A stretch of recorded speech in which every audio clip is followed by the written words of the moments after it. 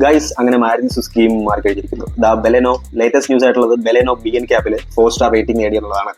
മാരുതി സുസുക്കിയുടെ ഡിസയർ എന്നൊരു new model, അത് പഴയ ഡിസൈറിന്റെ പുതിയ face lifted version actually global N ക്യാപ്പിൽ 5-star റേറ്റിംഗ് നേടിയിട്ടുണ്ടായിരുന്നു. അതേ ഡിസയർ തന്നെ ഇപ്പോൾ BN ക്യാപ്പിൽ 5-star നേടിയിട്ടുണ്ട്.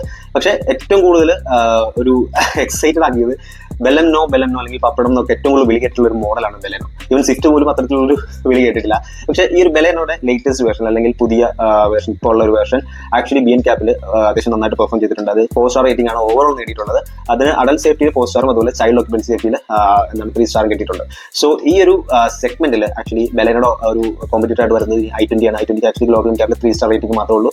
അപ്പോൾ കൺഗ്രാജുലേഷൻസ് മാരുതി സുസുക്കി.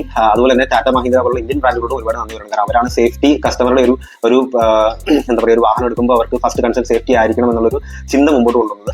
അതുപോലെ തന്നെ ഇപ്പോൾ ഈ ഒരു സെഗ്മെന്റിൽ നിങ്ങൾ ഒരു വാഹനം പർച്ചേസ് ചെയ്യുകയാണെങ്കിൽ ഏത് വാഹനം എടുക്കും?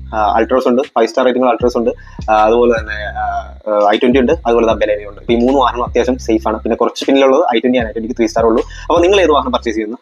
കമന്റ് ബോക്സിൽ അറിയിക്കുക. Don't forget to like and subscribe.